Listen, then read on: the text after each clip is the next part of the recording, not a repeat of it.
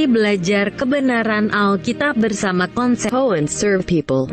Tayangan ini berupa diskusi Alkitab. Anda dapat menyaksikan tayangan ini setiap Senin malam pukul 19 waktu Indonesia Barat di Facebook dan YouTube kami How and Serve People.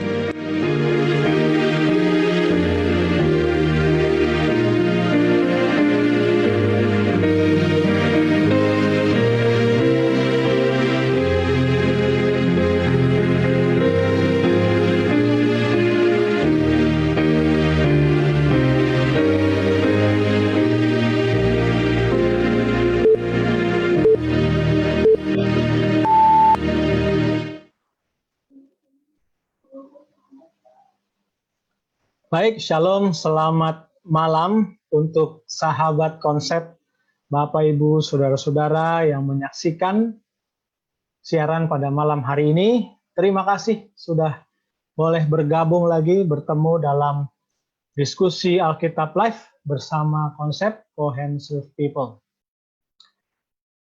Sepanjang bulan ini kita punya tema besar yaitu pola hidup Kristiani. Dan pada malam hari ini, kita akan sama-sama belajar dari pembahasan, yaitu berjudul Pengaruh Musik Terhadap Pola Pikir Manusia, yang akan dibawakan oleh pendeta muda Alex Hetarihan.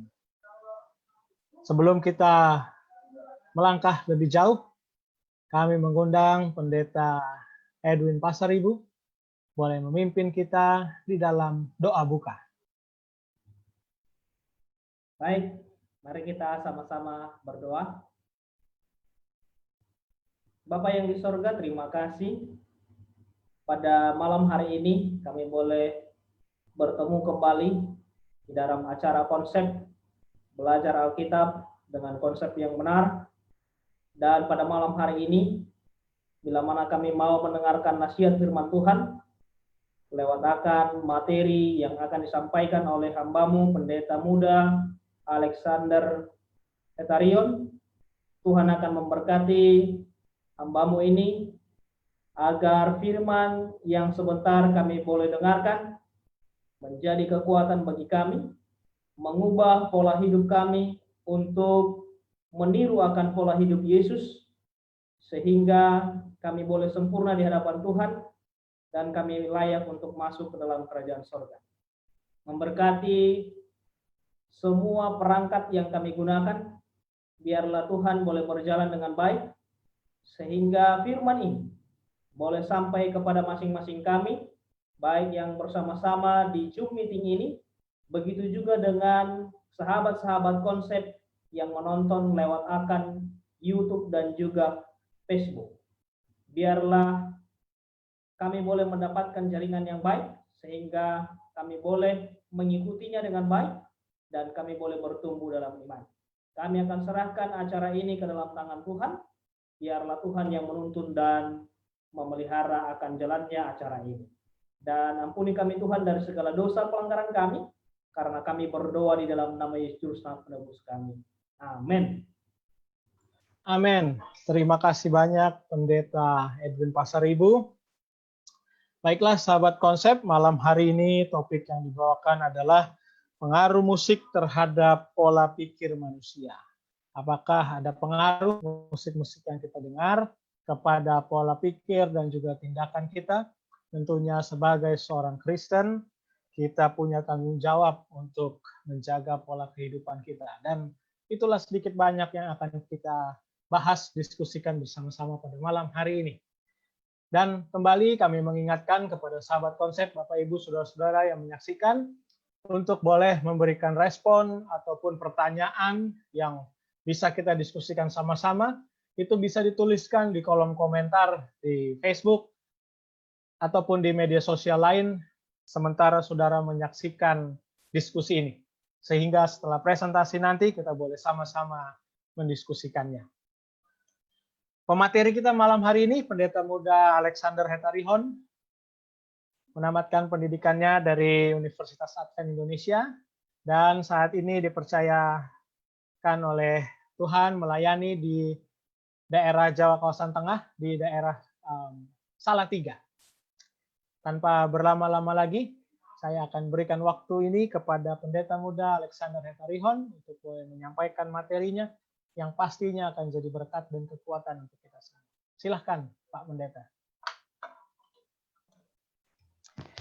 Baik, selamat malam untuk sahabat-sahabat konsep dimanapun berada. Dan kita bersama kembali dalam acara seri Belajar Alkitab ya. Lebih tepatnya kita bisa berdiskusi di dalam konsep Alkitab sehubungan dengan beberapa praktek-praktek yang sementara kita jalani dalam kekristenan kita.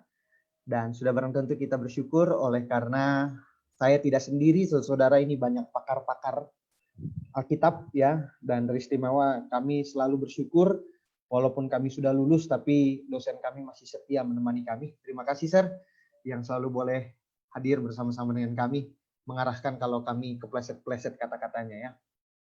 Jadi saat ini saya diberikan satu judul dengan pembahasan pengaruh musik terhadap pola pikir manusia. Saudara, tema besar kita ini adalah bagaimana pola pikir, mengenai satu tema yang berhubungan dengan cara hidup kita sebagai umat-umat Kristen. Nah, lebih lengkapnya ini bahwa judul-judulnya yang akan kita pelajari ke depan adalah judul-judul yang boleh dilihat juga ada di 28 doktrin yang dimana saudara-saudara di sana dikatakan dan sudah ada petunjuknya juga di sana. Dan salah satu PowerPoint yang saya presentasikan malam hari ini pun dasarnya Alkitab dan juga kepercayaan kita 28 doktrin yang menjadi backgroundnya Pendeta Edwin Pasaribu ya, itu doktrin. Itu bukunya sekarang modelnya kayak gitu.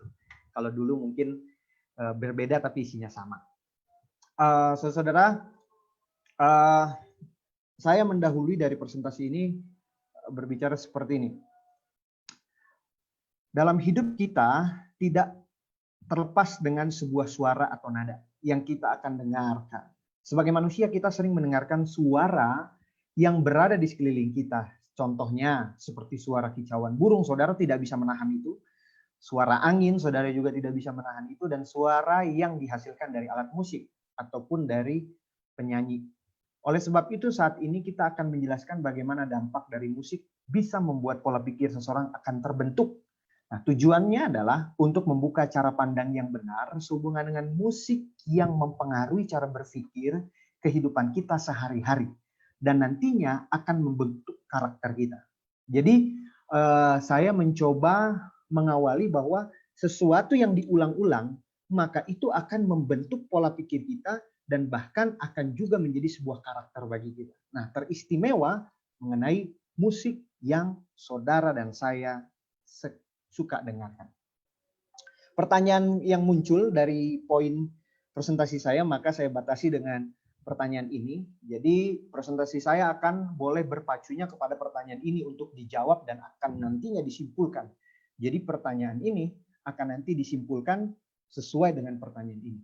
Apakah irama dari sebuah musik yang kita dengarkan mempengaruhi cara berpikir kita atau pola pikir kita? Yang kedua, apakah lirik dalam sebuah musik yang kita dengarkan mempengaruhi cara berpikir kita juga atau pola pikir kita? Yang ketiga, apakah benar bahwa gaya hidup si penyanyi menjadi sebuah pertimbangan untuk saudara dan saya memilih musik yang kita dengarkan setelah presentasi ini? Apakah ada dampaknya dari hidup si penyanyi itu atau si personal si penyanyi itu sendiri, apakah menjadi penentu bahwa kita dapat mendengarkan musik yang dia sampaikan atau tidak. Nah, saya coba pandangan umum karena ini berbicara mengenai musik, berbicara mengenai pandangan umum, saudara tidak asing lagi dengan Wikipedia ya. Saya coba untuk mensederhanakan supaya saudara dan saya mengerti. Saudara bisa dapatkan di sana di website. Lagu merupakan gubahan, seni, nada atau suara dalam urutan, kombinasi dan hubungan temporal, biasanya diiringi dengan alat musik.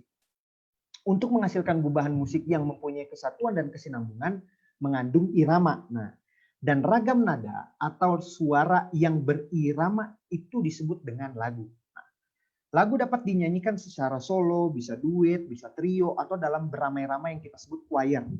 Perkataan dalam lagu biasanya berbentuk puisi, berirama, namun ada juga yang bersifat keagamaan atau prosa bebas.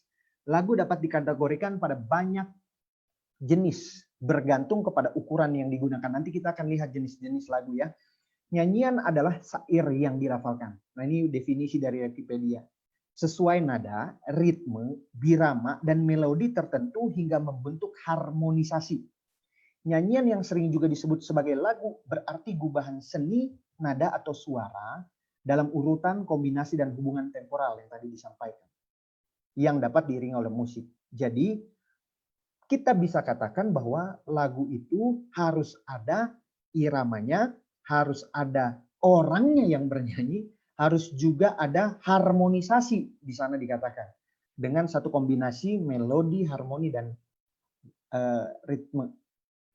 Bernyanyi adalah melafalkan syairnya. Jadi di dalam penentuan untuk kita bisa mendengarkan lagu harus ada elemen-elemen ini, saudara, yang kita bisa pahami secara umum.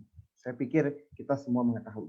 Saya dapatkan satu penjelasan dari Deporter dan Hernarki dalam bukunya dalam sejarah musik di halaman 74 dia keluarkan 2011. Dia katakan begini, musik merupakan gabungan berbagai nada yang membentuk suatu irama yang bisa menggambarkan sebuah suasana baik, itu bahagia, sedih, atau ceria, dan lain sebagainya. Jadi musik ini dapat menentukan suasana itu bisa baik atau bahagia atau sedih atau ceria, saudara. Nah, dia katakan lebih lanjut, musik juga dapat berpengaruh terhadap kinerja seseorang sesuai dengan selera individu tersebut apa yang dia dengarkan. Nah, ini menarik. Maka musik dapat berpengaruh positif terhadap individu itu yang diwujudkan dalam perasaan senang, bahagia, dan terhibur dalam menikmati musik. Saudara mungkin pernah mengalami perasaan yang mendalam, sedih, kekecewaan. Kita pasti merasakan hal ini. Nah, akan menjadi dalamlah perasaan kesedihan saudara ketika mendengarkan lagu-lagu pun yang sedih. Nah, itu dia di sana. Inilah yang disampaikan oleh Deporter ini. Begitu pula sebaliknya, apabila musik yang diberikan tidak sesuai selera, maka individu tersebut akan malas mendengarkannya dan akan berdampak negatif pada pendengarnya. Nah, ini sudah menyentuh kepada apa? Kepada suatu perasaan yang mendalam dalam tubuh si seseorang itu sendiri. Nah, dalam jenis-jenis musik, saudara, saya lihat di sini saya mengambil dari umum dari beberapa narasumber. Di sini dikatakan jenis-jenis musik kontemporer secara sederhana merupakan seni musik yang berkaitan dengan suatu era, sehingga juga disebut sebagai musik baru yang belum pernah tercipta sebelumnya dan khas di suatu era atau zaman. Musik kontemporer sendiri juga ada banyak jenisnya, masing-masing memiliki ciri khas berdasarkan zaman dan era yang membedakan satu sama lainnya. Nah, inilah yang saya dapati dari sumber-sumber yang saya sedang teliti. Ada musik klasik di sana, ada musik rock, ada musik pop, ada musik blues, ada musik hip hop, musik jazz, dan musik metal di sana.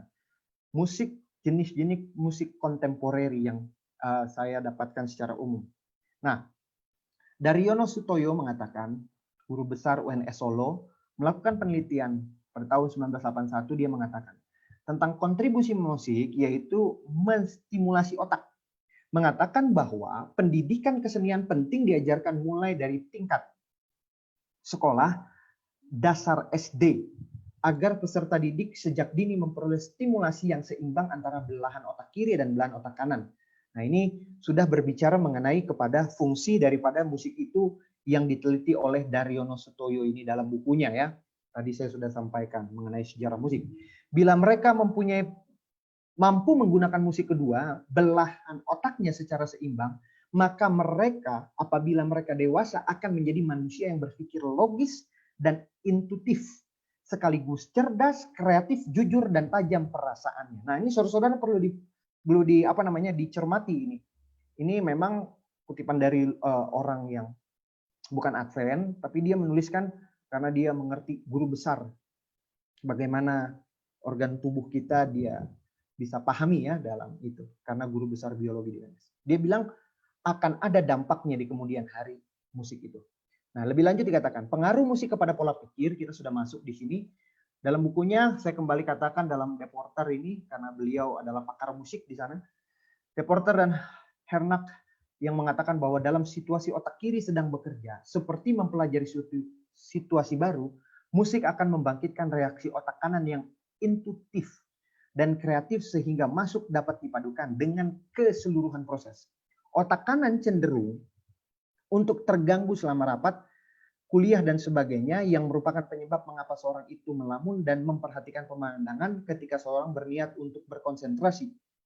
Tetapi ketika memasang musik adalah cara efektif untuk menyibukkan kembali atau memulihkan kembali otak kanannya ketika sedang berkonsentrasi pada aktivitas otak kiri.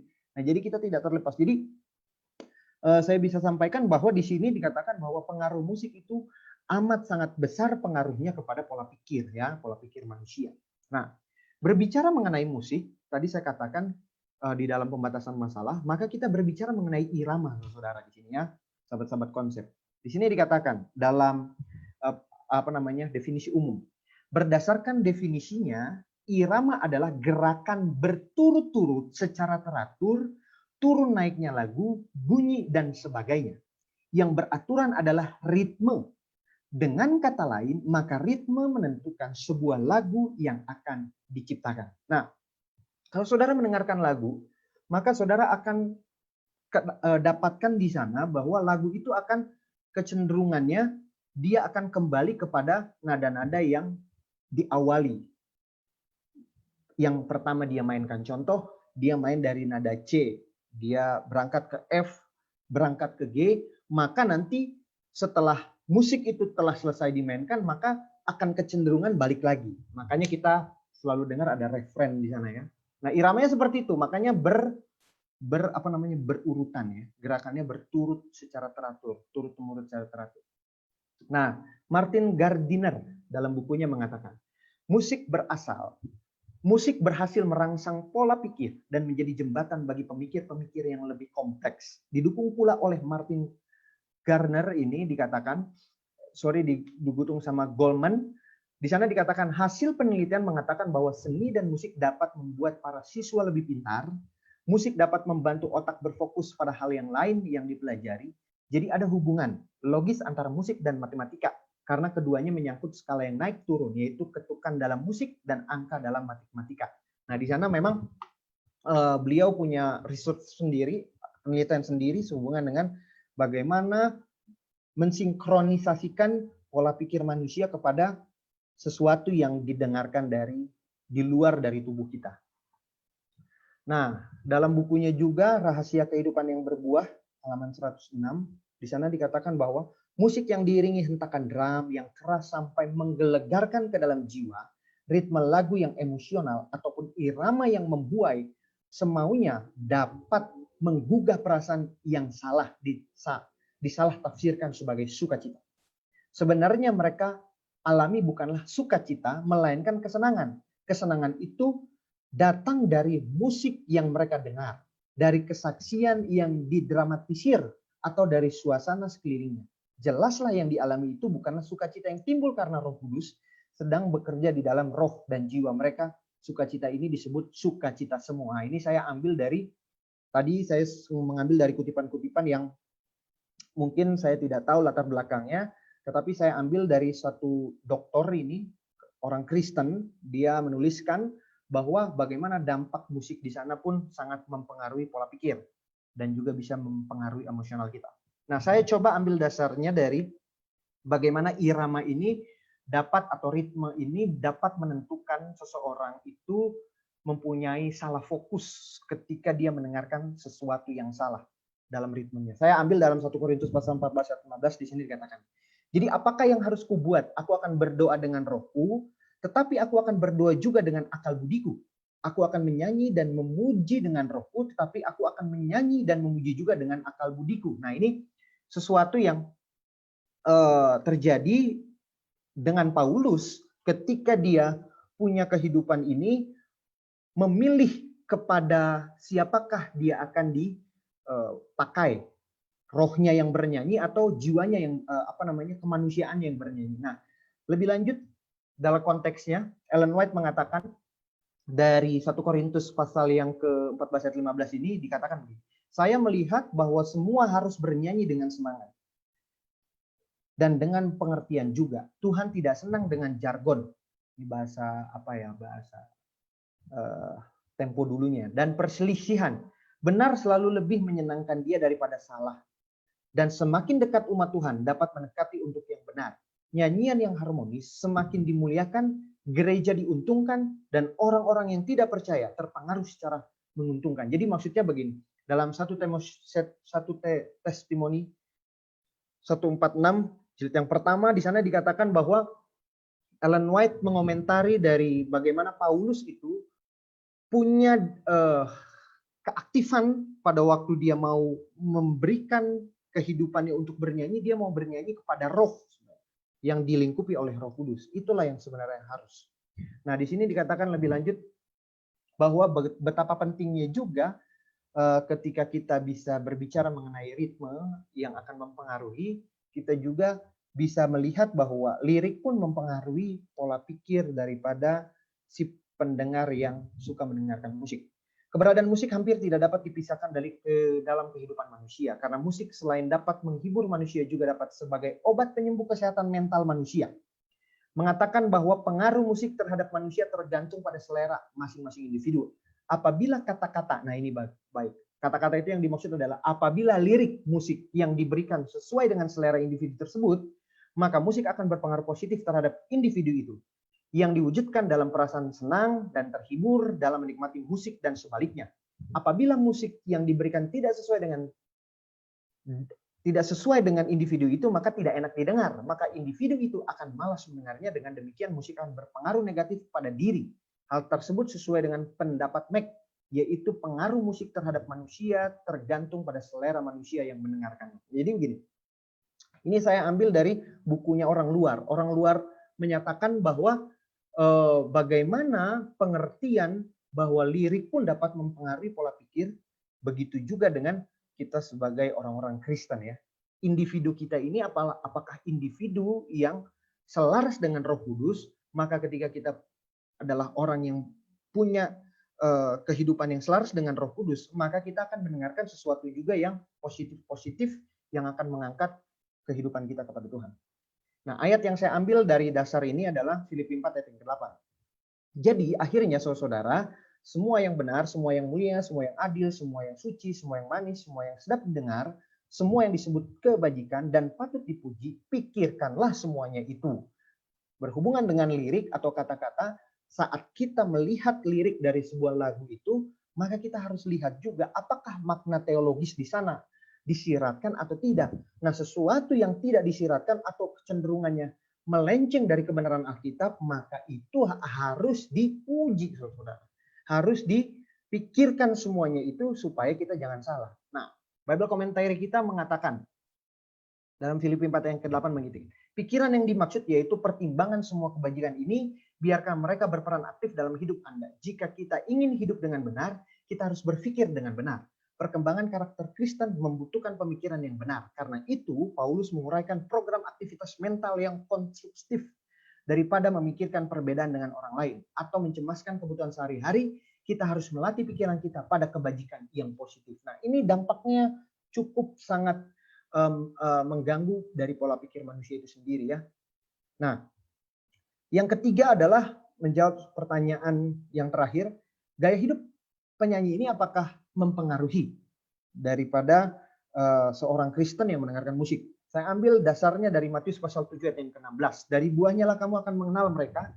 Dapatkah orang memetik buah anggur dari semak duri atau buah ara dari rumput duri? Saya mau kasih latar belakangnya begini. Gaya hidup penyanyi akan mempengaruhi saudara ketika saudara mendengarkan karya-karya darinya. Contoh begini, saudara. Ketika dia membuat sebuah karya, sudah barang tentu berangkat dari apa yang dia alami, betul? Nah, itu akan selalu terjadi seperti itu untuk karya-karya dari si penyanyi itu tersebut.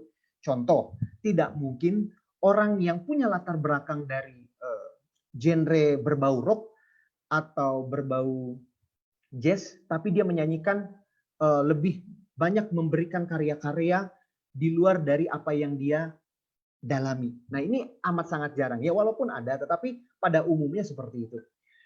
Bahwa ketika gaya hidup seseorang itu akan muncullah sebuah karya yang akan dia tuangkan di dalam lagu-lagu yang dia karyakan di sana. Nah, ketika kita dengarkan, itu menjadi salah satu bahan pertimbangan bagi saudara dan saya untuk mendengarkan di sana.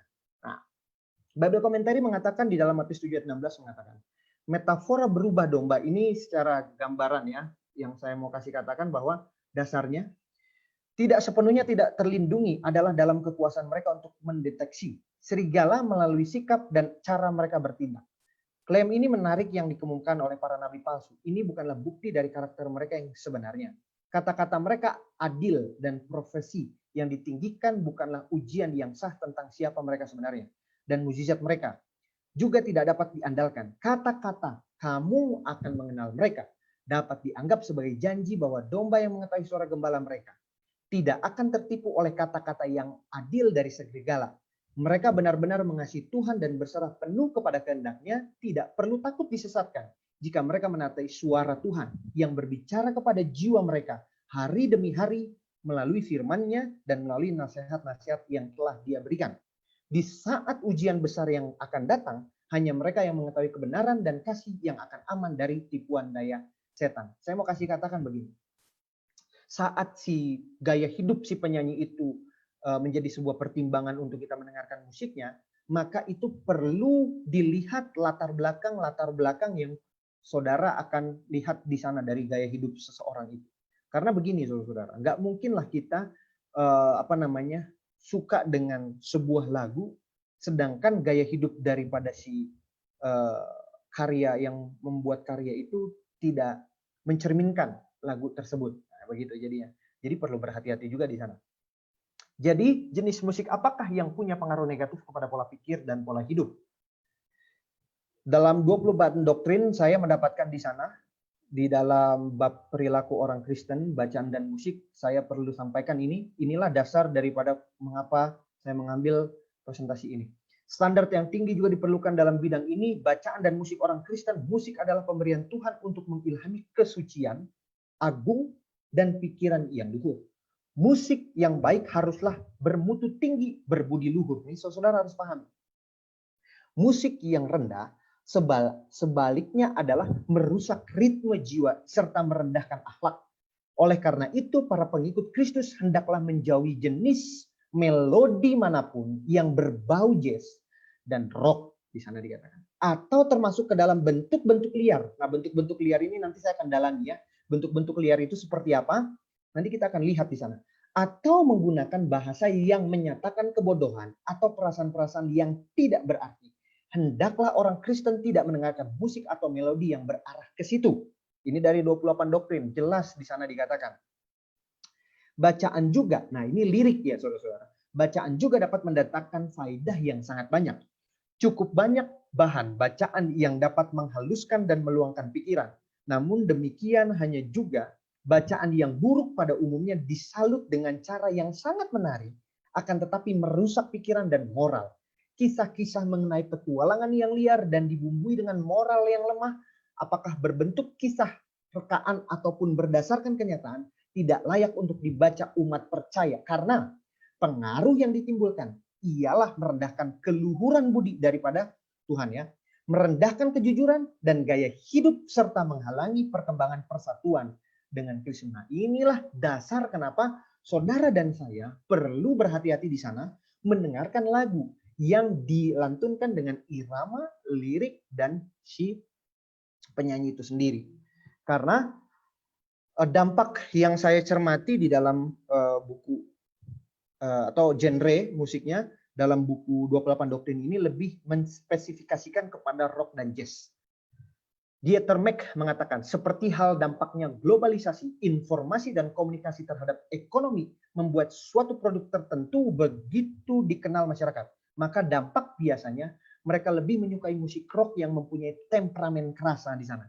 Mereka tidak sadar bahwa sosial, mental, dan psikologis, bila jenis-jenis kesenian semacam ini akhirnya akan menjadi tolak ukur standar, serta teladan satu-satunya bagi suatu masyarakat atau bangsa. Di sini terletak fungsi utama bagi seorang pendidik membuka mata mereka dengan dampak yang negatif. Ini dari luar, saudara. Bagaimana dia menyatakan bahwa musik rock pun punya pengaruh yang buruk. Nah, yang selanjutnya jazz. Saya coba ambil dari Johan. Selanjutnya, musik yang diakui sedemikian berpengaruhnya terhadap perilaku manusia, sehingga perkembangan baru dalam jenis-jenis musik beredar di masyarakat cenderung mulai diterima dengan sangat hati-hati karena dikhawatirkan membawa dampak buruk. Dicontohkan bagaimana kehadiran musik jazz di masa lalu ditakutkan dapat merusak kekusyukan musik gereja. Luar biasa di sini dikatakan. Nah, jadi kita perlu ingat bahwa musik sendiri ini adalah sebuah cerminan menggambarkan siapa kita juga, siapa Tuhan kita, karena musiklah yang membawa hidup kita juga untuk lebih dekat kepada sorga, untuk bertemu dalam kehadiran Tuhan. Nah, saya coba mengambil pola pikir ini sebelum kesimpulan terakhir. Pokok pikiran daripada musik itu kan ada elemen ini, melodi, harmoni, dan ritme. Saudara, saya coba ambil dalam konsepnya melodi itu dalam Keluaran 15 ayat 2, Tuhan itu kekuatan dan mazmurku.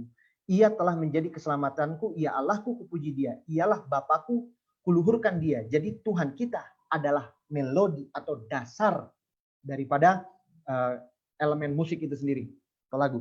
Harmonisasi.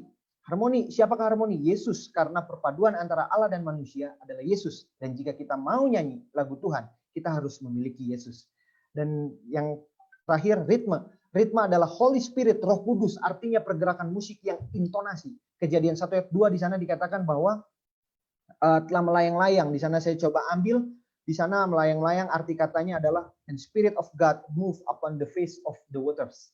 Bahasa Ibraninya rakaf, artinya mengguncangkan. Jadi seorang yang bernyanyi bagi Allah harus dapat mengguncangkan dunia melalui pujian kepada Allah dalam pemberitaan Injil. Nah, disinilah kita bisa lihat bahwa ketika saudara boleh memilih lagu yang saudara akan dengarkan, ada sebuah makna-makna teologis yang penting saudara bisa kemukakan di sana ya. Jadi kesimpulan yang saya bisa ambil, irama lagu yang biasa didengarkan akan menentukan pola pikir dan karakter seseorang secara perlahan demi perlahan. Jika hal itu dibiarkan, maka kita akan kehilangan keseimbangan dalam tubuh untuk mengenal Tuhan. Lirik atau kata-kata yang sering terulang dalam pikiran kita, maka hal tersebut menjadi penentu bagaimana kita punya pola pikir dan karakter berpikir kita. Yang ketiga, sebuah pertimbangan yang perlu dilakukan jika setiap pendengar lagu melihat latar belakang si pencipta lagu tersebut.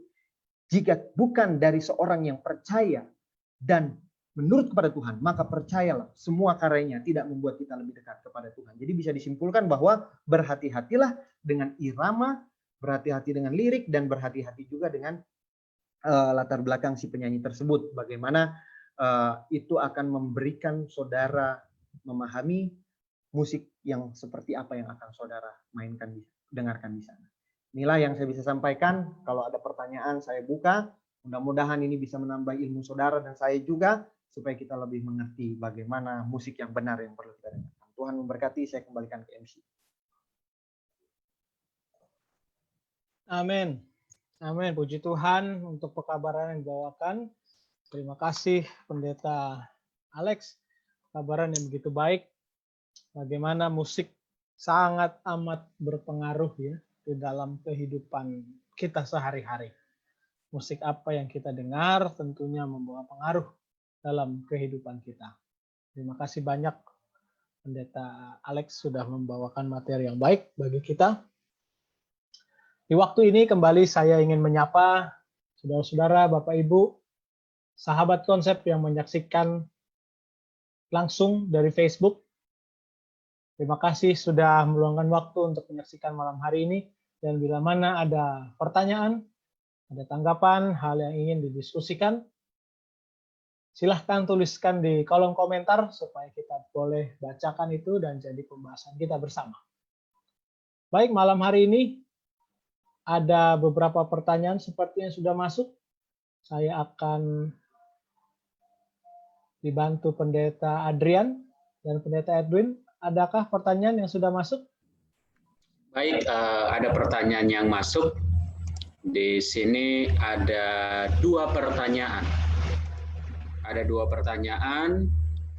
Yang pertama dari Saudari Isabella Gloria di Facebook. Pertanyaannya adalah bagaimana dengan lagu rohani yang memiliki irama yang mirip dengan musik duniawi? Apakah pengaruhnya? Mungkin saya simpulkan kalau lagu rohani itu tapi mirip-mirip kayak lagu dunia, apakah boleh kita dengar? Kalau kita dengar nanti kira-kira apa efeknya? Terus yang kedua dari Saudara Johnson Stefanus Paat. Pertanyaan adalah apa standar ukuran yang dipakai untuk lagu rohani? Seperti mengubah lagu sen. Artinya mungkin apa standar lagu rohani yang harus kita dengarkan? Apakah mungkin seperti lagu Sion? Apakah kira-kira begitu? Ataukah boleh juga lagu-lagu yang lain? Terima kasih. Baiklah, terima kasih Pendeta Adrian. Sudah ada beberapa pertanyaan yang masuk. Dan waktu ini saya berikan kepada Pendeta Alex untuk boleh menjawab mungkin pertanyaan yang pertama dulu kali ya. Silakan Pendeta.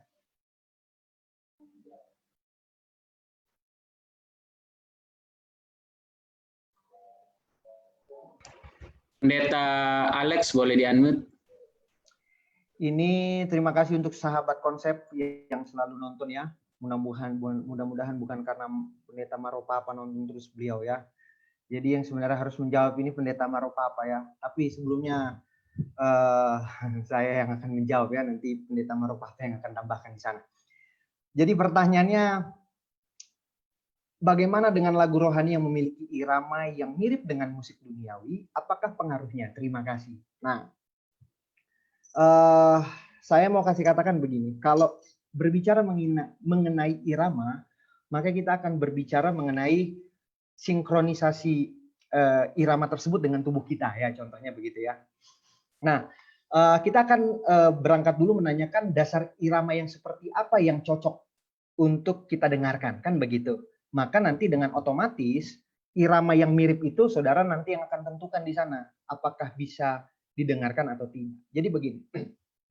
Irama ini kan kita berbicara, kalau kita berbicara musik, maka irama dari musik itu tergantung daripada genrenya, betul? Contoh, genre rock itu iramanya sangat beda dengan klasik di sana. Nah, irama yang akan sinkron dengan tubuh kita adalah secara sederhananya saya kemarin berbicara juga dan ini penting juga saudara, bahwa sinkronisasi irama yang perlu kita dengarkan, maka itu irama itu harus mengacu kepada irama tubuh kita. Secara spesifik itu adalah irama jantung kita ya di sana. Jadi jantung kita ini iramanya itu konstan ya, stabil dia ya. Tergantung kalau saudara lari akan lebih cepat dia cara kerja jantung. Nah, irama dari jantung itu kan ketukannya di sana ada, betul? Tak, tak gitu kan. Tergantung daripada jantung itu yang sedang bekerja untuk memompa darah. Nah, kalau kita melihat irama itu mempengaruhi atau sinkron dengan tubuh kita, maka irama itu yang perlu kita dengarkan dengan baik dari musik yang saudara akan dengarkan. Nah, pertanyaannya, kalau irama itu mirip-mirip dengan lagu dunia ya, lagu dunia itu kan fokusnya itu kan buat dunia, kan begitu. Kalau kita mau mendengarkan lagu rohani ya, artinya yang mirip-mirip itu ya kalau bisa janganlah, kan begitu modelnya ya. Jadi kita cari saja irama-irama yang benar-benar motivasinya lagu rohani itu dikhususkan untuk fokus penyembahan kepada Tuhan. Kalau mirip-mirip saya nggak tahu ya, yang mana duluan nanti. Lagu rohani duluan yang menciptakan irama tersebut atau sebaliknya. Lagu dunia yang menciptakan itu. Saya nggak tahu, tapi yang lebih pastinya lebih bagus nyanyinya yang lagu rohani yang benar-benar ditujukan untuk menyembah kepada Tuhan. Nah, itu fokusnya supaya tidak menjadi salah nanti di sana ya, akan bisa didengarkan untuk sahabat saya Gloria. Terus yang kedua yang saya lihat di sini ada dari Johnson Stefanus mengenai standar yang dipakai untuk lagu rohani seperti apa? Apakah salah satu contohnya seperti lagu Sion, begitu ya Pendeta Muda Adrian ya? Ya. Jadi standarnya begini saja, yang saya tawarkan itu ada 3 ya, sahabat saya Johnson. Di sini tadi yang saya katakan pertama iramanya, yang kedua liriknya. Untuk standar lagunya, saudara mau nyanyi lagu Sion dan saudara mau nyanyi lagu scripture song, saudara bikin sendiri ya nggak menjadi masalah juga di sana. Tapi sebagaimana gereja Masen hari ke-7, ya standar saya untuk menyanyikan lagu dalam gereja atau dalam penyembahan ya lagu Sion lah modelnya, ya kan? Karena kita punya standar di sana untuk kita mainkan, supaya nggak jadi repot masalah menanyakan standar yang mana. Saudara kan sudah melihat di sana ada lagu Sion dan ketukannya jelas, penyanyinya jelas, pengarangnya jelas, motivasi dia nyanyikan itu apa, semua ada latar belakangnya. Kayak John Crosby ya kalau nggak salah, itu banyak sekali yang dikutip oleh pengkhotbah kita di sana. Di sana jelas dia buat lagunya. Ya kalau bisa untuk kita nyanyikan standarnya dari situ ya kita bisa sampaikan. Ya itu yang mungkin saya bisa tambahkan untuk saya bisa jawab dari pertanyaan-pertanyaan ini. Baik, terima kasih banyak jawabannya Pendeta Alex atas pertanyaan-pertanyaan yang sudah masuk. Memang malam hari ini kita bicara tentang musik ya, pola hidup Kristen, tapi rasanya ketika bicara musik pasti akan ada pembahasan atau sedikit menyentuh tentang di ibadah ya, seperti apa ya. Memang hidup kita tidak lepas dari ibadah gitu ya, walaupun malam ini fokusnya adalah musik-musik yang kita dengar di kehidupan kita sehari-hari. Tapi enggak apa-apa, itu jadi diskusi yang menarik. Sekali lagi terima kasih kepada sahabat-sahabat konsep yang sudah memberikan pertanyaan untuk diskusi kita. Mungkin sebelum saya lanjut ke pertanyaan berikutnya, bila mana mungkin ada yang masuk dari Pendeta Pardosi, mungkin ada tanggapan mengenai beberapa hal di atas tadi. Tadi Saudara Pendeta Muda Dwi Cahyono angkat tangan. Ya, Sir. Selamat malam semuanya. Oh iya ya, silakan Pendeta. Silakan. Malam. Ya, saya menanggapi tadi mengenai lagu rohani tapi musiknya mirip lagu dunia begitu, atau bahkan ada di beberapa tempat saya pernah temui ini lagu dunia, lagu yang populer, viral pastinya, kemudian diubah liriknya menjadi lirik rohani begitu. Nah, ini saya pikir ini kurang bagus. Karena apa? Ketika kita menyanyikan itu untuk memuji nama Tuhan, maka pikiran kita akan mudah teralihkan ke lagu yang duniawi yang sedang viral itu, ataupun lagu yang mungkin yang sering kita dengar di dunia-dunia, misalnya ada lagu dangdut dan sebagainya, or rock, itu akan bisa mengalihkan kita yang tadinya kita adalah pinginnya memuji nama Tuhan, nanti ujung-ujungnya malah kita menikmati musik dan itu pikiran kita akan terbelah. Yang kedua, prinsipnya adalah saya pikir juga tidak bagus kalau kita mencampur yang sifatnya kudus dengan yang tidak kudus. Ya, itu akan menjadi sesuatu yang sangat buruk ketika kita mencampur sesuatu yang kudus dengan yang tidak kudus. Karena apa? Itu sesuatu yang bertolak belakang dan itu tidak akan baik. Terima kasih, itu saja tambahan saya. Baik, terima kasih banyak Pendeta Dwi. Sangat baik poinnya ya. Nggak bisa dicampur ya. Yang untuk Tuhan, yang untuk Tuhan bukan ya. Jangan dicampur-campur ya. Kira-kira begitu. Terima kasih Pendeta Dwi. Barangkali sebelum saya ke Pendeta Adrian atau Pendeta Edwin, mungkin ada pertanyaan lain. Apa Sir Pardosi? Mungkin ada sedikit tanggapan. Oh, ada Pendeta George juga. Mungkin setelah Pendeta Pardosi ya. Pendeta George boleh. Oke, baik. Selamat malam saudara-saudara sahabat konsep, dan terima kasih atas pemaparan Pendeta Muda Alexander ya. Jadi kalau tadi ditanya musik itu kata-katanya rohani gitu ya. Tetapi iramanya mungkin bukan sekedar seperti tadi katakan Pendeta Muda Dwi Cahyono. Iramanya sebenarnya irama sebuah lagu tertentu gitu, tapi teksnya, liriknya diganti menjadi rohani. Tapi mungkin pertanyaannya juga adalah, memang iramanya irama genre musik tertentu gitu ya. Nah, mungkin yang saya mau tanyakan adalah begini, sebenarnya irama musik rohani itu bagaimana sih gitu-gitu? Kira-kira gimana modelnya gitu? Klasik? Kayaknya nggak ada juga pernyataan bahwa irama musik rohani itu genrenya klasik gitu ya, atau apa gitu. Bahkan mungkin kalau saudara bertanya, sekarang ini ada juga orang yang nyanyinya sih nyanyi lagu gereja yang dinyanyikan tiap saat kebaktian di gereja gitu. Tapi cara menyanyikannya sudah ditambah-tambah sedikit-sedikit. Mirip-mirip cara dunia dengan nada suara yang berlekuk-lekuk. Gitu. Padahal sih aslinya nggak berlekuk-lekuk itu nadanya, tapi dibuat berlekuk-lekuk supaya lebih menarik. Nah, apakah itu terkategori sebagai irama duniawi juga? Kan ada irama, ada musik, ya iramanya. Kalau musik itu kan berarti alatnya ya.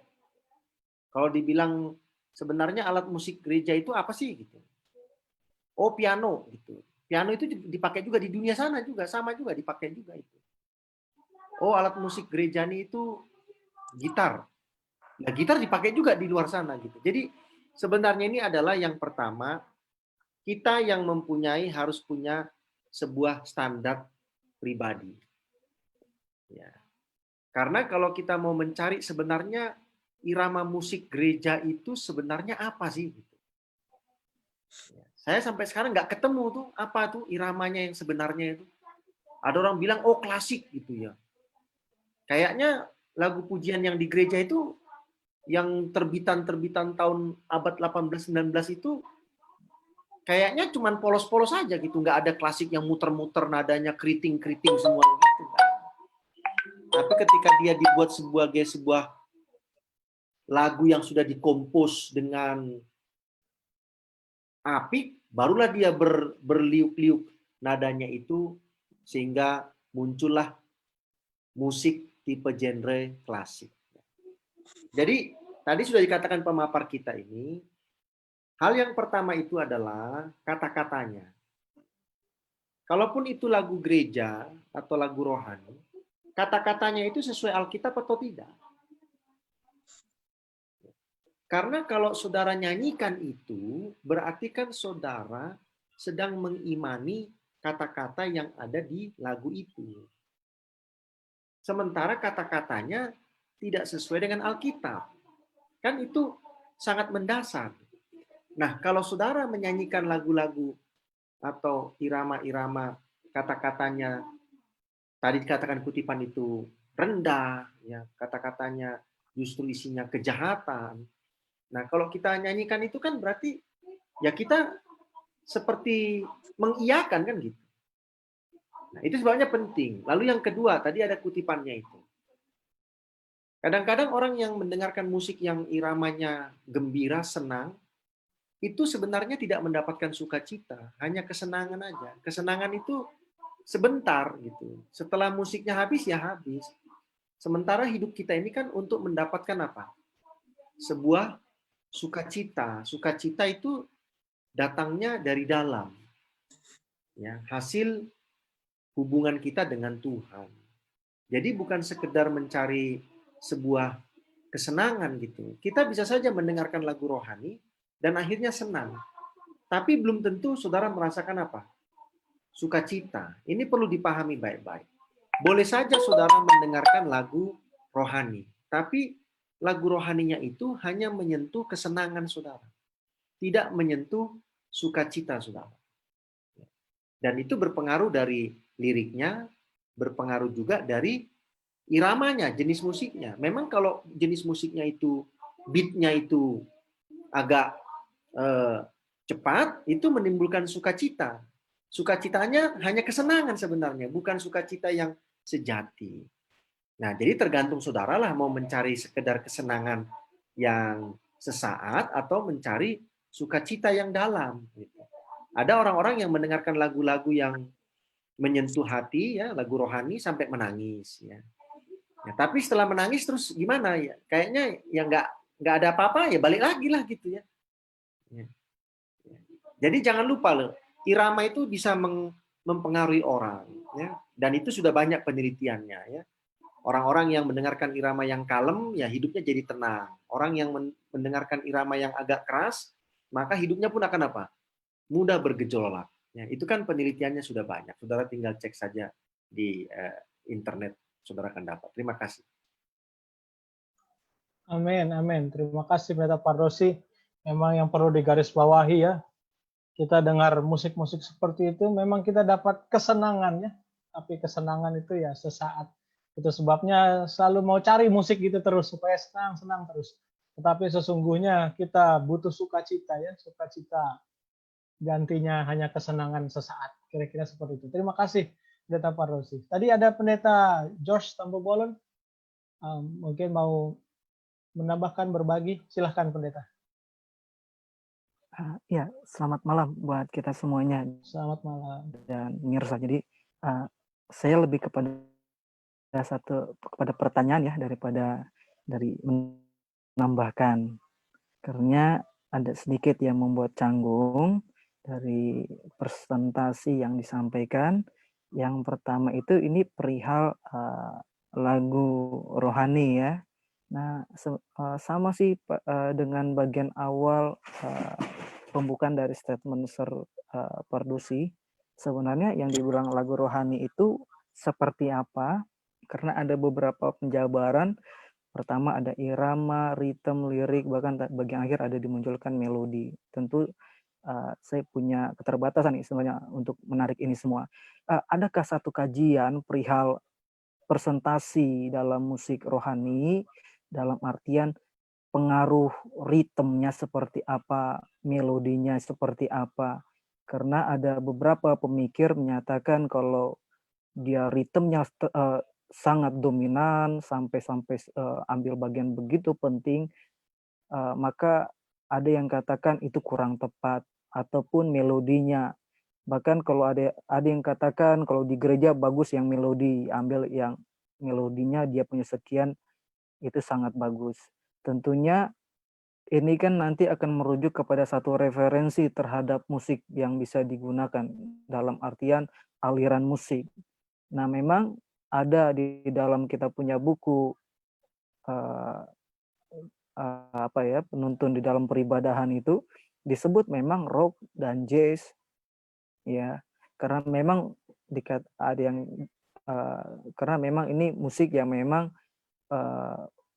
ya cepat membuat satu ritme denyut jantung lah atau apa itu ya kajian ilmiahnya, tapi saya kurang ngikutin di situ. Tetapi ini dua jenis ini dimunculkan. Pertanyaan saya dari kedua jenis ini, apakah ini termasuk dengan turunan dari jenis ini? Nah, karena kita tahu kalau bicara turunan dari jenis musik ini ya banyak banget. Awalnya ya memang jazz, yaitu rock and roll, rock, itu sempat turun begitu. Ya tentunya jadi, apalagi kalau ini di cross check lagi jazz siapa yang kasih cipta, wah itu jadi rame lagi. Ya toh. Nah, itu yang kesekian saya punya pertanyaan. Ya,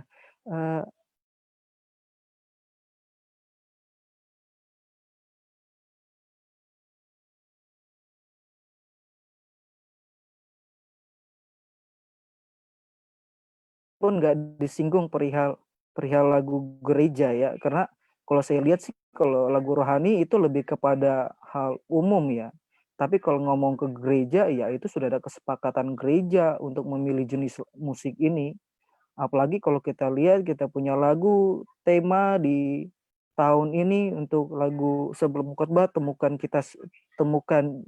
kita setia, itu agak berbeda seperti yang musik-musik yang ada. Ini saya punya pengamatan ya, tentu dengan keterbatasan saya punya latar belakang dalam bermusik, tapi sepertinya agak berbeda dia punya ritmenya. Jadi bolehkah diberikan satu kejelasan dalam hal ini? Oke, itu saja. Terima kasih. Oke, baik. Terima kasih. Lebih kepada pertanyaan ya, Pendeta George ya. Baik, saya perlu sampaikan lagi. Sekali lagi terima kasih yang sudah menyaksikan, yang sudah merespon. Topik malam hari ini adalah rangkaian besar dari topik sepanjang 1 bulan, yaitu pola hidup Kristiani ya. Kita malam hari ini bicara banyak tentang bagaimana musik dalam kehidupan sehari-hari ya, musik apa yang kita dengarkan, apakah itu punya pengaruh untuk kehidupan kita.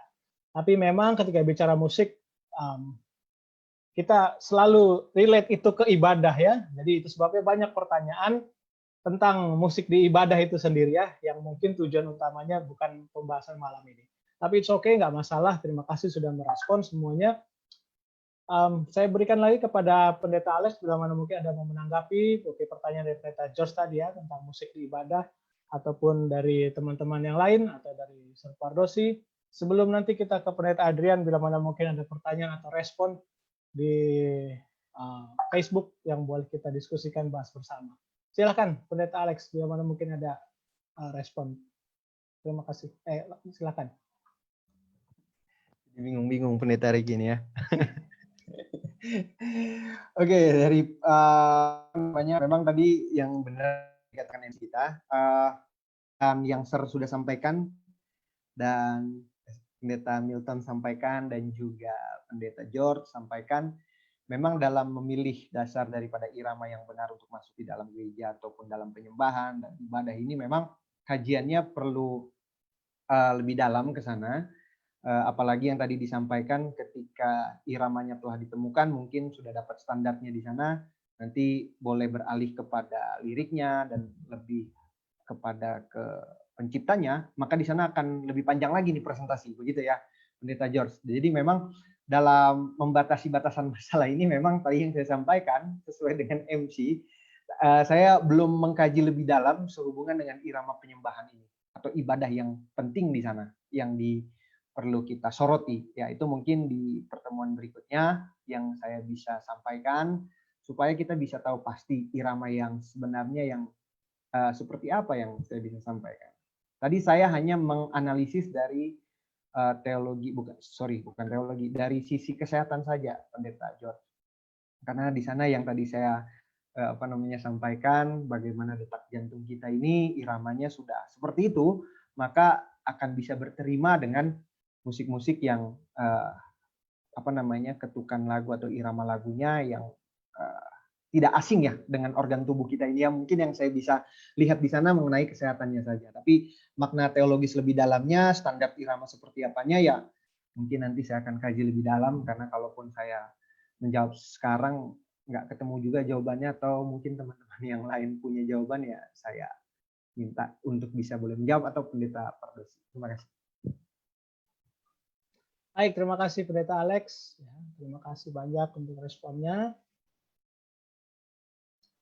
Ada mungkin pertanyaan yang masuk baru, Pendeta Adrian, Pendeta Edwin. Ya, baik, terima kasih. Ada. Ini dari Bapak, sebentar ya. Bapak Robin Limbong. Pertanyaannya seperti ini. Apakah musik penyembahan itu terkait dengan latar belakang pencipta dari lagu itu sendiri? Ada dua dia punya pertanyaan. Yang kedua, apakah kata-kata lagu tersebut terkait dengan latar belakang penulisnya? Jadi dia bertanya, apakah musik penyembahan itu terkait dengan latar belakang penciptanya atau lagu itu sendiri? Dan yang kedua, apakah kata-kata lagu tersebut terkait dengan latar belakang penulisnya? Jadi artinya apakah itu pengalaman pribadinya dituangkan menjadi lagu? Itu bisa disebut dengan penyembahan. Itu pertanyaannya. Terima kasih. Baik, terima kasih Pendeta Edwin. Ya, ada pertanyaan tadi Pendeta Alex. Apakah penyembahan itu terikat dengan latar belakang pencipta? Dan apa kata-katanya terikat dengan latar belakang penulisnya? Gitu ya. Tadi Pendeta Alex ada sedikit bahas tentang ini juga ya, latar belakang penulisnya. Silahkan Pak Pendeta. Ya, untuk saudara kita, sahabat konsep Robin Limbong ya di sana, harusnya pada umumnya iya. Itu dia di sana. Jawaban saya lantang ya. Kalau dia berbicara mengenai apakah latar belakang daripada si pencipta itu menggambarkan daripada apa yang dia karyakan atau dia buat menjadi satu lagu, dan yang dilanjutkan korelasinya apakah itu juga mewakili lirik daripada lagu tersebut mewakili daripada latar belakangnya, harusnya sebenarnya iya. Apalagi berbicara mengenai lagu rohani, harusnya ya. Kalau kita berbicara mengenai lagu umum saja, memang pada umumnya hampir sebahagian ya bahwa si pencipta daripada si perkarya lagu itu sendiri dia menciptakan sesuai dengan latar belakangnya dia. Ya, ada juga dia ambil dari latar belakang orang lain, ya tidak masalah. Tapi saya mau menjelaskan ini hampir pada umumnya. Kalau kita berbicara mengenai lagu rohani, saya mau kasih katakan begini. Mengapa saya angkat di poin yang ketiga itu adalah gaya hidup dari penyanyi itu membuat sebuah pertimbangan saudara mendengarkan lagu atau karyanya itu penting.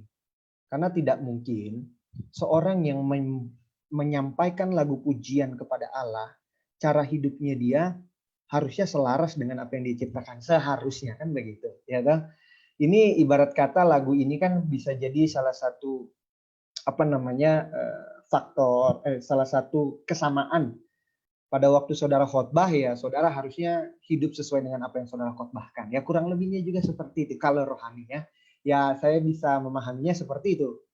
Sehingga saya juga menyarankan bahwa kalau saudara bernyanyi, melihat si penyanyinya lagu rohani, kan dia nggak mungkin ya ciptain lagu yang lain rock and roll gitu. Contohnya saya contohin saja. Ya mungkin dia fokuskan kepada lagu rohani. Kita sebutlah siapa penyanyi yang kita senangi untuk kita dengarkan. Nggak mungkin dia bikin single album yang lain terus rock and roll atau metal. Ya saya sih jarang temuan yang kayak begitu. Nah, tapi yang saya mau sampaikan ya pada umumnya seperti itu, Saudara Robin. Akan selaras dengan latar belakangnya dia, apa yang dia tuangkan melalui karyanya. Terima kasih. Amin. Terima kasih Pendeta Alex ya. Ya, pasti secara umum pasti ada hubungannya ya, karena bagaimana dia menulis dapat inspirasi sangat berhubungan erat dengan pola kehidupannya, referensinya, pola hidupnya ya. Mungkin sederhananya kira-kira begitu. Terima kasih Pendeta Alex sudah menanggapi. Boleh saya tambahkan ya? Silakan Pendeta Pardosi. Jadi kalau seorang pengarang lagu itu kan dia mengarang itu satu pengalaman pribadinya sendiri, ya, atau pengalaman orang yang dekat dengan dia, ya, yang dia tuangkan menjadi sebuah lagu dengan kata-kata yang menceritakan pengalaman itu, atau dia melihat sebuah peristiwa. Jadi bukan pengalaman dia, bukan pengalaman orang tertentu, tetapi dia melihat sebuah peristiwa terjadi, contohnya bencana alam, ya. Lalu dia mengarang lagu yang berkaitan dengan apa? Dengan peristiwa bencana alam itu kan. Dia mungkin tidak mengalami bencana itu, tapi dia menunjukkan sebuah apa? Kepedulian terhadap apa? Terhadap keadaan itu. Atau yang keempat, pesanan. Ya, ada juga pengarang lagu itu menerima pesanan gitu, tergantung mau minta tema apa gitu ya. Nah, jadi siapa tahu saya mengarang lagu pujian gereja gitu ya, tapi saya sebenarnya bukan orang Kristen, saya menciptakan lagu hanya pesanan aja. Bisa saja kan gitu ya, namanya kan untuk cari uang ya. Lalu akhirnya lagu yang saya ciptakan itu dibeli sama yang memesan, dan akhirnya itu menjadi milik dia, kan bisa saja begitu ya. Ya, tapi tadi dikatakan oleh pemateri kita, normalnya yang 3 pertama itu, pengalaman hidupnya sendiri, pengalaman dari orang yang dekat dengan dia, yang dia kenal, atau yang menceritakan pengalaman itu kepada si pengarang, atau yang ketiga, dia melihat sebuah apa? Sebuah keadaan atau peristiwa, lalu dia karang, karena ini lagu rohani atau lagu yang membicarakan tentang hal-hal rohani, ya supaya kita paham. Ya, lagu rohani berarti lagu yang membicarakan hal-hal tentang rohani. Lagu dunia ya lagu yang membicarakan tentang hidup sehari-hari, ya tentang percintaan lah, tentang apalah, ya dan lain sebagainya. Oke. Jadi harusnya seorang pengarang lagu itu atau lagu rohani ya itu harusnya adalah sebuah pengalaman yang dia rasakan atau pengalaman dari orang-orang yang dia kenal yang diungkapkan dalam ekspresi kata-kata. Tetapi dalam lagu rohani itu pun sebenarnya bisa juga dipilah-pilah. Apakah ini lagu sebuah penyembahan, ya berarti kata-katanya itu tidak jauh dari sebuah penyembahan kepada Tuhan. Ataukah lagu ini adalah sebuah kabar Injil karena isinya adalah tentang Injil, ya. Ataukah lagu ini bersifatnya menguatkan seseorang? Contohnya ini lagu dinyanyikan ketika ada orang yang sedang berduka, ya toh? Ada orang yang sedang mengalami pergumulan, ya. Itu kan bukan lagu penyembahan, itu lagu memang mengarahkan untuk menguatkan seseorang dan lain sebagainya, ya. Jadi intinya adalah kalau saya boleh sampaikan malam hari ini karena waktu kita sudah mulai terbatas, ya. Saudaralah yang menentukan dan membuat standar dalam hidup saudara sesuai dengan apa yang saudara baca dari firman Tuhan, musik apa yang saudara akan dengarkan, meskipun itu musik-musik rohani, musik-musik spiritual yang saudara dengarkan, ya. Karena apapun itu tadi sudah dibacakan fakta-fakta keilmuannya, ada dampaknya kepada kita secara apa?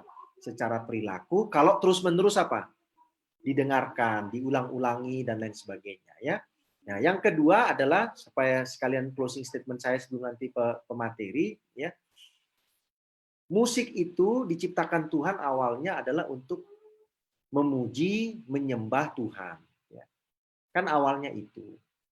Dari segala makhluk yang diciptakan Tuhan yang bisa bersuara, mengeluarkan suara itu adalah musik yang arahnya adalah pujian penyembahan kepada Tuhan. Tetapi karena manusia jatuh dalam dosa, maka kuasa kegelapan menciptakan musik tandingan untuk menarik perhatian manusia di dalam menggunakan musik untuk menyembah kepada Tuhan, menjadi menggunakan musik untuk mengikut menyembah kepada kuasa kegelapan. Lalu ada jalan tengahnya. Jalan tengahnya ini adalah kerjaan dari kegelapan juga. Mencampurkan musik yang untuk penyembahan Tuhan itu dicampurkan dengan musik penyembahan kepada kuasa kegelapan. Nah, inilah yang kadang-kadang kita tidak bisa membedakannya. Ini musiknya apa sebenarnya ini? Ini untuk penyembahan kepada Tuhan, itulah lagu-lagu rohani itu, atau ini musik penyembahan kepada setan, walaupun liriknya ada rohani-rohaninya, ya, walaupun mungkin musiknya agak soft gitu ya, tapi jangan-jangan musik ini sebenarnya bukan untuk menyembah Tuhan, tetapi mencampurkan kepalsuan dengan apa? Kebenaran. Terima kasih. Itulah statement saya.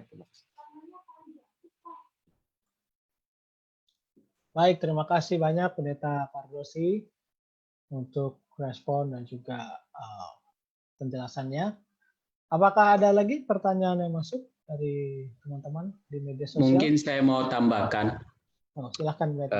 Saya mau tambahkan bahwa tentang yang tadi sudah disampaikan oleh Pendeta Pardosi, apakah yang harus kita lakukan di dalam menyanyikan pujian? Saya ambil dari Alkitab, Ibrani 13 ayat 15.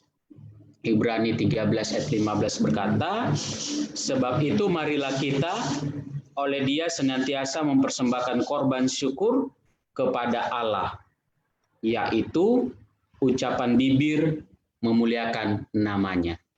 Jadi menjadi satu perenungan bagi kita, apa yang kita lakukan sehari-hari setiap saat di dalam kehidupan kita, apakah ketika kita keluarkan kata-kata kita melalui lagu-lagu, apakah itu untuk kepujian kemuliaan nama Tuhan atau bisa saja untuk menonjolkan kehebatan diri saya.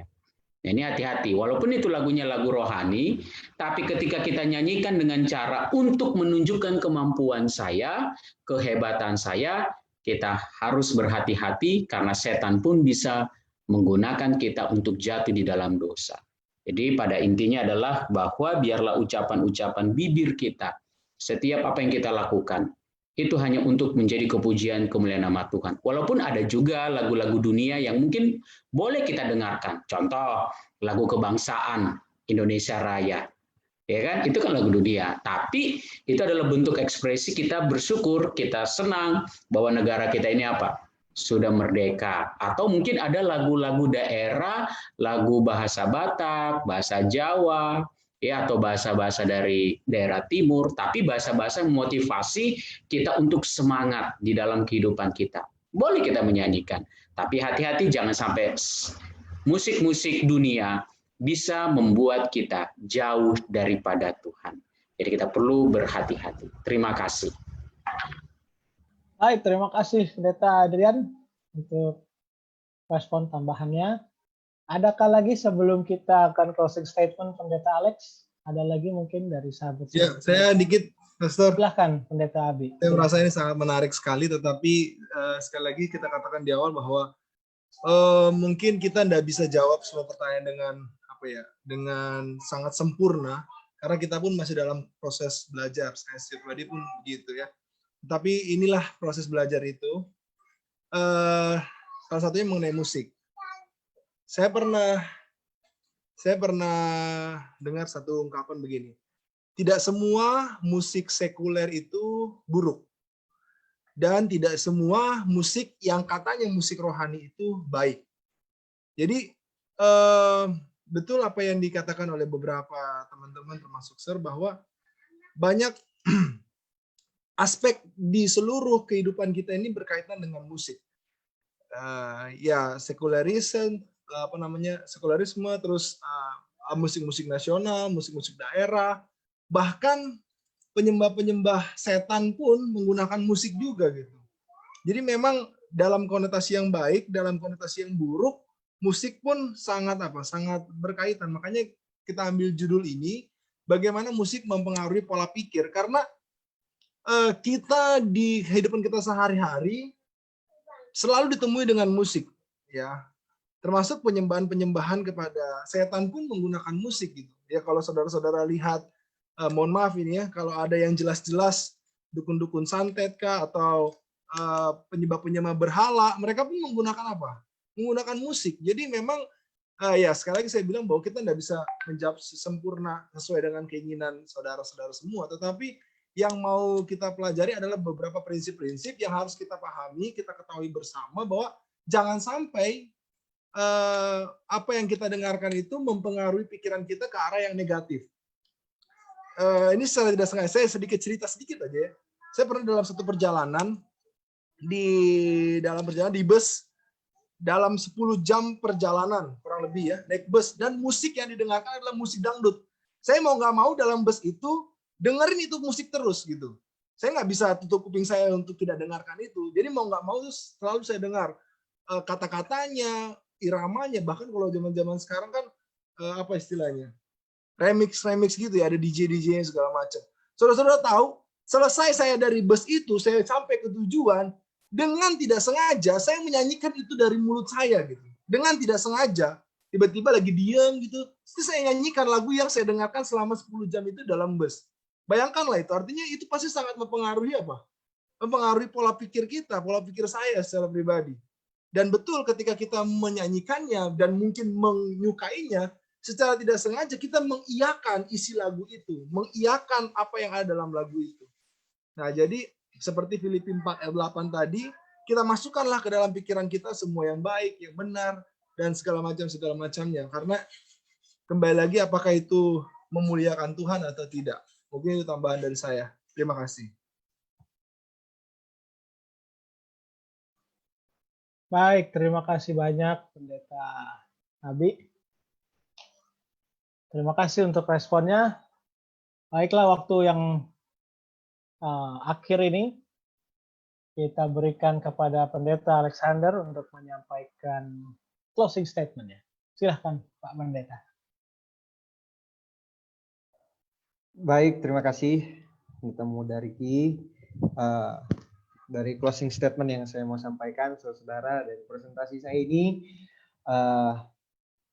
saya memberikan satu pandangan kepada saudara bahwa bagaimana dampak musik ini mempengaruhi cara kita berpikir, bahkan tidak saat kita lahir, saat kita di kandungan pun mempengaruhi cara berpikir kita, tergantung dari apa yang didengarkan pada waktu itu ya. Karena di sana kita bisa pahami bahwa saudara dan saya tidak terlepas dari namanya nada suara yang kita dengarkan, di mana kita boleh tinggal maupun hidup. Yang saya mau kasih sampaikan begini saudara, ini yang saya selalu dengung-dengungkan kemanapun saya boleh pergi dalam penginjilan, bahwa kamu adalah apa yang kamu dengarkan. Jadi karaktermu ditentukan dari apa yang kamu dengarkan. Jadi closing statement ini quotes yang baik buat setiap mereka yang boleh bergabung saat ini adalah kamu adalah apa yang kamu dengarkan. Saat kamu dengarkan sesuatu itu, itulah yang akan membentuk karakter. Tuhan memberkati. Amin. Terima kasih Pendeta Alex. Baik, bagian paling terakhir kita akan dengar kesimpulan dari Pendeta Milton Pardosi. Baik, tadi saya sudah kasih kesimpulan saya sebenarnya, tapi karena diminta lagi ya kita kasih gitu ya. Iya, biar di akhir kesimpulannya. Ya. Baik, jadi yang paling pertama saudara harus pahami tentang musik rohani atau musik duniawi adalah kepada siapa arahnya musik itu. Oke. Apakah musik itu arahnya kepada diri, kepada hal-hal yang bersifat sementara, atau kepada Sang Pencipta? Apakah musik itu dibuat memang untuk tujuan komersil, ataukah musik itu memang dibuat tujuannya adalah untuk apa? Penyembahan. Ya, kalau musik untuk penyembahan, ya mungkin dia tidak akan jual mahal sekali untuk hak cipta dan lain sebagainya, karena memang tujuannya adalah untuk memuji nama Tuhan. Anda boleh bayangkan kalau seandainya lagu Sion ini semua harus bayar hak cipta kepada si pengarang yang sudah almarhum semua, ya. Tapi harus dibayar sama keturunannya, wah, siapa yang mampu membayar itu semua, kan gitu ya. Jadi memang itu diciptakan hanya untuk memang untuk apa? Untuk memuji nama Tuhan saja, sehingga jutaan, mungkin miliar orang di dunia ini terberkati dengan musik apa yang dikarang oleh orang-orang yang lagu-lagunya itu digunakan sebagai lagu di dalam ibadah-ibadah di mana? Di gereja, yang mereka tidak mempersoalkan tentang hak cipta dan lain sebagainya. Ya, karena memang mereka murni hanya untuk menciptakan lagu. Nah, yang terakhir yang saya mau pesankan kepada kita, di dalam kita menyanyi, bermain musik dan lain sebagainya, baik itu mungkin saudara pencariannya dari situ, ya, memang saudara mungkin pencarian kehidupannya dari bermain musik, ya. Biarlah kita berhati-hati di dalam menggunakan talenta, kemampuan yang Tuhan sudah berikan, baik dalam mengarang lagu, baik dalam memainkan alat musik dan lain sebagainya. Kita perlu apa? Berhati-hati, ya, supaya jangan akhirnya talenta, bakat yang Tuhan berikan itu kita salah gunakan, betul nggak? Ya, kita salah gunakan, ya. Kan agak lucu juga, ya. Di hari tertentu main di gereja gitu ya, di hari yang berikut mainnya mungkin di tempat-tempat naik klub, diskotik, ya kan, agak bingung juga jadinya pikiran ini kan. Ya, jadi ya perlu kita apa? Berhati-hati, bijaksana, karena kemampuan mengarang lagu, kemampuan bermain musik itu adalah berkat dari Tuhan yang Tuhan berikan. Terima kasih banyak. Amin. Terima kasih banyak Pendeta Pardosi untuk kesimpulannya. Sekali lagi terima kasih Pendeta Alex, sahabat-sahabat pendeta yang lain yang sudah memberikan jawaban ataupun memberikan respon untuk diskusi. Dan sekali lagi kami sampaikan terima kasih kepada sahabat-sahabat konsep yang sudah menyaksikan pelajaran pada malam hari ini. Kami sangat mengapresiasi, ya, kami mencatat ada banyak sahabat-sahabat yang hampir tiap pertemuan, ya, menyaksikan diskusi Alkitab ini. Terima kasih. Kami sangat mengapresiasi kehadirannya, waktunya untuk boleh berdiskusi bersama. Dan terima kasih juga untuk semua respon yang sudah diberikan sehingga diskusi ini boleh berjalan lebih baik lagi. Baik, pada malam hari ini kita akan menutup rangkaian diskusi malam hari ini. Tentunya diskusi tidak selesai sampai malam hari ini. Malam-malam berikut masih ada diskusi-diskusi lain. Dan sepanjang bulan ini kita berbicara tentang pola hidup Kristiani. Dan minggu depan kita akan berdiskusi, kita akan mendengarkan pelajaran tentang sejauh mana kebiasaan hidup bertarak mempengaruhi keselamatan. Ya, tentunya topik yang sangat menarik, bagaimana bertarak mempengaruhi keselamatan, yang akan dibawakan oleh Pendeta Muda Sabar Simbolon pada Senin depan. Dan untuk menutup rangkaian diskusi kita malam hari ini. Kami mengundang Pendeta Muda Abigail Sihombing. Pendeta Muda Abigail Sihombing akan membawakan doa tutup bagi kita semua. Baik, mari kita sama-sama tunduk kepala, kita berdoa. Ya Allah, ya Tuhan kami yang Maha Kudus, yang Maha Mulia, terima kasih Tuhan untuk kesempatan malam hari ini. Kami boleh sama-sama belajar akan firman Tuhan. Kami boleh sama-sama melihat dan mempelajari akan firman Tuhan, khususnya mengenai musik dalam pengaruhnya kepada pola pikir kami. Ya Allah, ya Tuhan kami di surga, biarlah Tuhan menyempurnakan apa yang kami telah pelajari, berikan kami hikmat, berikan kami budi dari surga, agar kami mampu memilih musik yang baik, yang mengembangkan tabiat kami, dan biarlah kami pun boleh memilih mendengarkan musik untuk kepujian kemuliaan bagi nama Tuhan. Bapa kami di surga, biarlah Tuhan berkati seluruh hamba-hamba Tuhan yang sudah melayani malam hari ini dan seluruh sahabat-sahabat konsep yang menyaksikan. Tuhan, biarlah Tuhan memberkati kami semua dalam pengalaman kami mempelajari akan firman Tuhan. Terima kasih Tuhan, inilah menjadi doa dan harapan kami. Segala kekurangan yang ada dalam pelayanan kami, dosa dan kesalahan, biarlah Tuhan yang melengkapi, menyempurnakan, dan jika ada kata-kata kami yang kurang berkenan, Tuhan ampuni. Dalam nama Yesus kami sudah berdoa dan mengucap syukur. Amin. Amin. Terima kasih banyak Pendeta Alex, Pendeta Pardosi, semua sahabat-sahabat pendeta, dan seluruh sahabat konsep yang sudah menyaksikan. Sampai ketemu minggu depan. Kita membahas tentang